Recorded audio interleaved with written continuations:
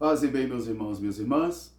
Estamos na quarta-feira da 13ª semana do Tempo Comum, dia 2 de julho. Hoje o nosso evangelho é retirado do livro de Mateus, capítulo 8, versículos de 28 a 34. Naquele tempo, Jesus e os seus discípulos atravessaram o lago e chegaram do outro lado da margem, a região dos Gadarenos. Veio ao seu encontro, saindo dos túmulos, 2 homens possuídos pelo demônio.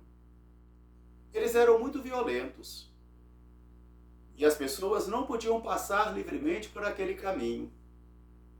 Quando eles viram Jesus, eles gritaram: Jesus, Filho do Deus vivo, por que vieste nos atormentar antes do tempo?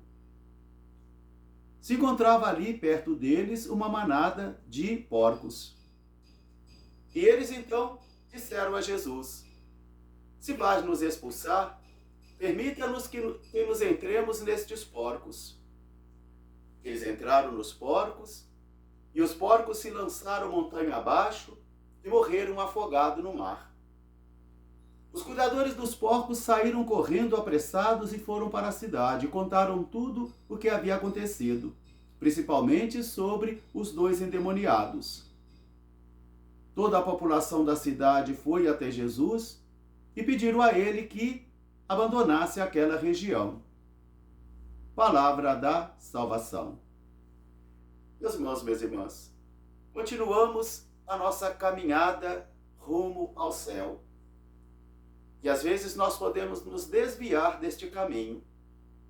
Às vezes nós podemos perder a nossa fé na existência do céu, ou às vezes mergulhados também numa visão muito materialista e biologista da história, nós podemos considerar a vida humana somente como começa aqui, sofre aqui, morre aqui, se é enterrado aqui e acaba aqui. De tal modo que a vida então fica tão somente aprisionada nesta imanência humana, nesta história humana. E não conseguimos mais ver o invisível, ver a fé, ver o resultado da fé. A primeira leitura de hoje nós encontramos a realização das promessas do Senhor na vida de Abraão. E aos 100 anos ele tem o seu filho Isaque. E já havia nascido também o seu filho Ismael, filho de uma escrava. De modo que agora então nasce uma rivalidade entre as mães, o herdeiro natural e o filho de uma escrava. De tal modo que os 2 não podem permanecer juntos como herdeiros no mesmo patamar. Por isso Sarai então vai pedir a Abraão que expulse Agar, a mãe de Ismael, o outro filho que nasceu da escravidão, para outros lugares. E o Senhor protege Ismael por causa de Abraão. Como o Senhor também protege Isaque como herdeiro natural para fazer de Abraão um grande povo, tanto sobre Isaque como também sobre Ismael. Aqui nós vemos um Deus providente, aqui nós vemos um Deus misericordioso, e aqui nós vemos um Deus que intervém na história e constrói a história, fecunda a história de acordo com a sua santa vontade e o seu santo desígnio. E eu e você, às vezes não compreendemos esta história, não temos muito discernimento desta história. Aquilo que Jesus havia falado para os seus discípulos: eu tenho tantas coisas a dizer-vos, a ensinar-vos, mas ainda não sois capazes de compreender. De tal modo que naquele momento da história, eles também não compreendiam.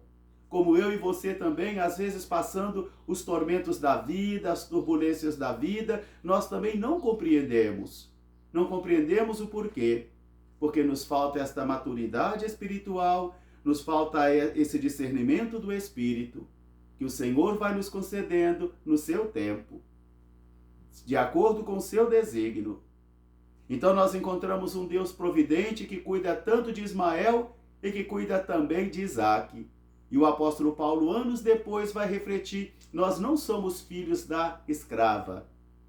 Nós somos filhos da herança, do herdeiro de Isaque, porque fomos resgatados e fomos santificados pelo sangue de Jesus, e assim somos descendentes de Cristo. Somos descendentes desta graça e desta misericórdia. Não nascemos da escrava, mas nascemos do herdeiro. Meus irmãos, minhas irmãs, vamos atravessar o mar com Jesus, porque agora ele está entrando numa região chamada demoníaca, numa região de violentos, a região dos gadarenos, dos impuros, daqueles que eram perdidos, daqueles que caminhavam nas trevas, de acordo com o preconceito religioso dos israelitas. Aqueles que vivem nas trevas, aqueles que são endemoniados. E é aí que Jesus vai chegar com a força da sua palavra, com a sua autoridade e também com a sua misericórdia. E quando Jesus chega, dois homens vêm ao seu encontro. Dois homens muito violentos, que vivem nos túmulos, no mundo dos mortos, que já estão sepultados vivos, mortos vivos. Mas eles também são capazes de professar que Jesus é o Filho de Deus. Eles também reconhecem o senhorio de Jesus, de tal modo que até o demônio proclama com a boca que Jesus é o Senhor, mas ele não acolhe o plano de Jesus. Assim pode acontecer comigo, assim pode acontecer com você. Proclamamos com a boca, proclamamos com as ideias e negamos com a vida. Isso chama-se ateísmo prático. Nós proclamamos com as ideias, proclamamos com a boca, mas a vida nega. Porque o comportamento e a vida nega tudo aquilo que nós dissemos que professamos. E aí não nasce a testemunha. Porque a testemunha não é aquele que conhece tão somente historicamente Jesus, mas é aquele que assumiu, que tomou posse do seu projeto de vida e da sua misericórdia. É de longe que os dois homens endemoniados vão gritar: que viestes fazer aqui, Filho de Deus? Por que vieste nos atormentar antes do tempo? Se vai nos expulsar, manda-nos entrar então nestes porcos que aqui estão. Os porcos são animais impuros. São animais impuros segundo a lei de Israel. E os demônios vão entrar justamente nesta impureza. E ali eles vão tomar posse desses porcos. Esses porcos se lançarão montanha abaixo e vão morrer afogados no mar. Os cuidadores de porcos abandonam o espaço correndo e vão até a cidade para dizerem tudo o que aconteceu. Inclusive eles falam dos dois endemoniados que também ficaram livres. Mas o povo da cidade é incapaz de se alegrar com aqueles dois homens que ficaram livres. O povo da cidade é incapaz de glorificar a Deus pelo ato salvífico e misericordioso que Jesus realizara naquele momento. Eles ficaram preocupados com o prejuízo econômico. Os porcos que morreram afogados. Então eles vão até Jesus, diz aqui, toda a cidade vai até Jesus e pede a Jesus que vá embora da cidade. Meus irmãos, minhas irmãs, quantos de nós fazemos isso com Jesus também? Até aqui o Senhor governa. De aqui em diante o Senhor pode deixar que eu me garanto. Quantas e quantas vezes, movidos por nossas ideologias pessoais, por nossos gostos pessoais, por nossos desequilíbrios pessoais, por nossos pecados, nós também vamos dizer a Jesus desta região: pode ir embora. Nas regiões daqueles e daquelas que querem viver na corrupção, eles expulsam Jesus. Na região daqueles e daqueles que querem viver a desonestidade, eles expulsam a Jesus. Na região daqueles e daquelas que querem viver os prazeres também desenfreados, nós também expulsamos Jesus da nossa vida e dizemos a ele: aqui não te cabe. Aqui não. Nós precisamos de você como um gênio da lâmpada para resolver os problemas de nossa vida, para solucionar os problemas de nossa vida, para nos servir. Mas nesta região aqui não. Aqui o Senhor pode deixar que nós nos governamos, nós nos garantimos.